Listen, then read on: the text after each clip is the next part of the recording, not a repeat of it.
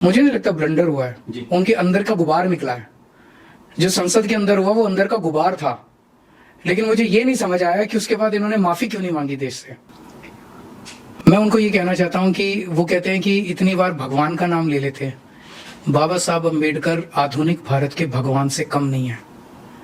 बाबा साहब अम्बेडकर का अपमान भारत का अपमान है। अम्बेडकर अम्बेडकर अम्बेडकर अम्बेडकर अम्बेडकर ये कहना एक फैशन हो गया है। इतनी बार अगर आप भगवान का नाम लेते तो शायद 7 जन्मों में स्वर्ग मिल जाता। ये शब्द तो बाबा साहब को अपमान करने वाले हैं ही, लेकिन जिस लहजे में उन्होंने बोला, जिस टोन में उन्होंने बोला, ऐसे लगता है जैसे उनके अंदर बाबा साहब के लिए नफरत भरी हुई थी। दिल्ली में सर्दी का मौसम है, लेकिन इस सर्दी के मौसम में गर्मी चुनाव लेकर आ गया है और इस चलते चुनाव में और इस चुनाव के पूरे मौसम में जो गर्माहट है, गृह मंत्री अमित शाह के बयान ने उस गर्माहट को और तेज कर दिया है। ये गर्मी किस तरह की गर्मी है और ये बयान कैसे आया, हमारे साथ आम आदमी पार्टी के संयोजक और दिल्ली के पूर्व मुख्यमंत्री अरविंद केजरीवाल जी हैं। अरविंद जी, स्वागत है आपका बोलता है हिंदुस्तान पे। अरविंद जी, गृह मंत्री, देश के गृह मंत्री, बहुत सम्मानित पद, बहुत गंभीर व्यक्ति माने जाते हैं अमित शाह जी। चाणक्य के तौर पर बीजेपी उन्हें प्रेजेंट करती है। उनका बयान जो डॉक्टर बाबा साहब भीमराव अम्बेडकर को लेकर जो सदन में आया, क्या लगता है, स्लिप ऑफ टंग है या कोई एक रणनीति है जिसके तहत ये बयान आ गया? इतना हल्का बयान आ जाना उम्मीद नहीं की जा रही थी।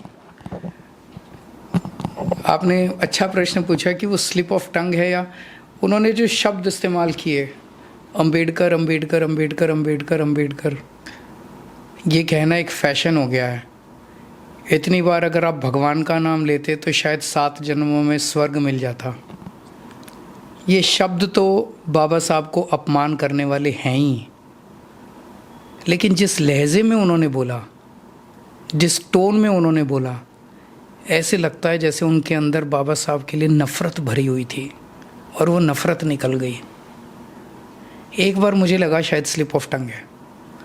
अगले दिन लेकिन जब प्रधानमंत्री जी का बयान आया तो प्रधानमंत्री जी उनका समर्थन किया। शाम को 5:30 बजे अमित शाह जी ने प्रेस कॉन्फ्रेंस की। मुझे लगा शायद आज माफ़ी मांग लेंगे, कहेंगे मेरे से मुंह से गलत निकल गया। उन्होंने फिर से उस बयान का समर्थन किया। तो ऐसा लगता है कि सोची समझी रणनीति के तहत वो बयान सदन में दिया गया था। वो स्लिप ऑफ टंग नहीं था। स्लिप ऑफ टंग होता है तो आदमी उसकी माफ़ी मांग लेता है। मैं उनको ये कहना चाहता हूँ कि वो कहते हैं कि इतनी बार भगवान का नाम ले लेते हैं। बाबा साहब अम्बेडकर आधुनिक भारत के भगवान से कम नहीं है। बाबा साहब अम्बेडकर का अपमान भारत का अपमान है। बाबा साहब अम्बेडकर का अपमान देश का अपमान है। आज अगर बाबा साहब अम्बेडकर ना होते तो दलितों को, कुचले लोगों को, गरीबों को ज़िंदगी सांस, ये लोग सांस नहीं लेने देते। ये इतनी नफ़रत करते हैं गरीबों से, दलितों से। उनके लिए तो पता नहीं मरने के बाद स्वर्ग मिलता है कि नहीं मिलता, लेकिन आज कम से कम जीने का अधिकार बाबा साहब के संविधान ने दिया है। अब देखो, ये लोग आजकल बीजेपी वाले झुग्गियों में जा के रह रहे हैं, दलितों के घर जा के खाना खा रहे हैं। क्यों? इनको झुग्गी वालों से प्यार थोड़ी है, इनको दलितों से प्यार थोड़ी है, इनको उनके वोट से प्यार है। और वोट का अधिकार किसने दिया? बाबा साहब ने दिया। संविधान सभा में इस बारे में चर्चा हुई थी। उसमें चर्चा हुई थी कि क्या गरीबों को और अनपढ़ लोगों को वोट का अधिकार मिलना चाहिए। तो कई लोगों ने कहा नहीं मिलना चाहिए। बाबा साहब अम्बेडकर अड़ गए कि नहीं, गरीबों को और अनपढ़ लोगों को, हर व्यक्ति को एक वोट का अधिकार होगा। अगर बाबा साहब अम्बेडकर वो वोट का अधिकार नहीं देते, आज ये झुग्गी वालों को रहने नहीं देते, दलितों को जीने नहीं देते। आज भी इस देश में छुआछूत होती। ये दलितों को स्कूलों में पढ़ने नहीं देते ये लोग, अगर वोट का अधिकार नहीं होता तो आज बाबा साहब को प्यार करने वाले लोगों को चुनना पड़ेगा। या तो आप बाबा साहब के साथ हो या बीजेपी के साथ हो। जो बाबा साहब से करे प्यार, वो बीजेपी को करे इनकार।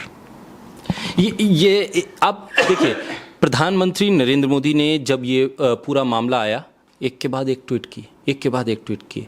गृह मंत्री के तौर पर अमित शाह शायद पहली दूसरी बार प्रेस कॉन्फ्रेंस करने पहुंच गए। क्या इतना गंभीर मामला बीजेपी लग रहा है कि एक तरह से ब्लंडर कर गए अमित शाह? क्योंकि न मणिपुर पर कभी प्रधानमंत्री का ट्वीट हमें देखने को मिला, ना हाथरस की बेटी के साथ कोई अन्याय होता है तो उस पर ट्वीट देखने को मिलता है। दिल्ली में इतनी कानून से जुड़ी हुई वारदातें हो जाती हैं, हत्याएं हो रही हैं, गोलीबारी हो रही है, ना गृह मंत्री का कभी ट्वीट आता है, ना प्रधानमंत्री का आता है। तो क्या ये पॉलिटिकली ब्लंडर हो गया? इस ब्लंडर को साफ करने के लिए, उसे ढकने के लिए बार बार ट्वीट हो रहे हैं, प्रेस कॉन्फ्रेंस हो रही है? मुझे नहीं लगता ब्लंडर हुआ है जी। उनके अंदर का गुबार निकला है। जो संसद के अंदर हुआ वो अंदर का गुबार था, लेकिन मुझे ये नहीं समझ आया कि उसके बाद इन्होंने माफ़ी क्यों नहीं मांगी देश से। उसके बाद वो लगातार उसके समर्थन में खड़े हैं। उससे ये साफ जाहिर है कि हिस्टोरिकली उठा के देख लीजिए कि बीजेपी की किस तरह से ये पूरा का पूरा इनका जो वो है वो किस तरह से बाबा साहब से, संविधान से, दलितों से किस तरह से ये लोग नफरत करते हैं। अरविंद जी, आप मुख्यमंत्री के तौर पर आपने दिल्ली को देखा, अगर आपसे सवाल हो दलितों के लिए आम आदमी पार्टी ने क्या किया, पिछले आपके कार्यकाल को अगर हम देखें, किस तरह से आपने उनके उत्थान के लिए काम किया हो? क्योंकि सवाल ये है कि बाबा साहब के अपमान के खिलाफ प्रोटेस्ट तो बहुत हो रहे हैं, लेकिन पॉजिटिव अप्रोच किस तरह से आम आदमी पार्टी ने रखी है और आपकी तरफ से क्या कुछ पहल हुई? आज जिस तरह से स्कॉलरशिप की भी आपने घोषणा की है, किस तरह से देखेंगे आम आदमी पार्टी किस अप्रोच के साथ दलितों के बीच जा रही है? बाबा साहब का जो सपना है उसको किस तरह से पूरा करने की अब तक आपने कोशिश की और आगे क्या कुछ अप्रोच है? बहुत काम किया हमने दलितों के लिए, लेकिन सबसे बड़ा काम किया उनके बच्चों को शिक्षा देने का। बाबा साहब अम्बेडकर का भी पूरे जीवन का ही एक सबसे बड़ा संदेश था, अपने बच्चों को पढ़ाओ, अच्छी शिक्षा दो। बाबा साहब ने अपने जीवन में बहुत संघर्ष करके, जूझ के अच्छी से अच्छी शिक्षा हासिल की। आज हम दलितों के बच्चे सबसे ज़्यादा सरकारी स्कूलों में पढ़ते हैं, गरीब हैं, और सरकारी स्कूलों का बुरा हाल होता था। आज हमने सरकारी स्कूलों को इतना शानदार कर दिया कि वहाँ अमीरों के और गरीबों के बच्चे एक साथ बैठ के पढ़ रहे हैं। गरीबों के बच्चों को भी अमीरों जैसी शिक्षा मिलने लगी है। आज हमारे दलित समाज के बच्चे डॉक्टर बन रहे हैं, इंजीनियर बन रहे हैं, वकील बन रहे हैं, जेई के क्वालिफाई कर रहे हैं, नीट क्वालिफाई कर रहे हैं। बड़ा गर्व होता है मुझे भी। आज मैंने ऐलान किया, बाबा साहब अम्बेडकर जब लंदन स्कूल ऑफ इकोनॉमिक्स से पीएचडी कर रहे थे, उनके पैसे ख़त्म हो गए, उनको वापस बीच में पढ़ाई छोड़ के आना पड़ा। यहाँ से फिर थोड़े से पैसे इकट्ठे करके वापस गए और अपनी पढ़ाई पूरी करके आए। आज हमारे देश के किसी दलित बच्चे को ये दोबारा ऐसा देखना ना पड़े, इसलिए आज मैंने घोषणा की है, कोई भी दलित समाज का बच्चा अगर विदेश में किसी यूनिवर्सिटी में, दिल्ली का रहने वाला कोई बच्चा अगर विदेश की किसी यूनिवर्सिटी में एडमिशन ले लेगा तो उसका सारा खर्चा दिल्ली सरकार देगी। आपको खर्चे की चिंता करने की ज़रूरत नहीं है। इसके अलावा 12वीं के बाद, ग्रेजुएशन के बाद जब आप कंपटीशन के पेपर देते हो, इंजीनियरिंग के, मेडिकल के, आईएएस के, आईपीएस के, आपको कोचिंग लेनी पड़ती है। कोचिंग बहुत महंगी है, 3-3, 4-4 लाख रुपए लगते हैं। गरीबों के पास पैसे नहीं हैं, तो हम पिछले 3-4 साल से जय भीम योजना चला रहे हैं कि आप अपने बच्चे को कोचिंग में एडमिशन दिला दो, उसका सारा खर्चा हम देते हैं। अभी तक 23,000 बच्चों को हम पढ़ा चुके हैं, कोचिंग का पैसा दे चुके हैं। दिल्ली जल बोर्ड में हमने जो सीवर में काम करते हैं, जो सफाई कर्मचारी, सीवर कर्मचारी, उनको हमने ठेकेदार बनाया है। उनको सीवर की मशीनें दे दी, अब वो ठेकेदार बन गए हैं और एक एक आदमी जो है 5-5 लोगों को नौकरी दे रहा है। उसी तरह से दिल्ली नगर निगम में जब हमारी सरकार बनी, उसके पहले 15 साल बीजेपी की सरकार थी। आपको याद होगा 6-6, 7-7 महीने सफाई कर्मचारियों को तनख्वाह नहीं मिलती थी, हमेशा हड़ताल पे रहते थे। जब से हमारी सरकार बनी है, एक दिन भी हड़ताल नहीं हुई है। हर महीने के पहले हफ्ते उनके अकाउंट में पैसे पहुंच जाते हैं। 8,500 से ज़्यादा कर्मचारियों को पक्का कर चुके हैं हम लोग।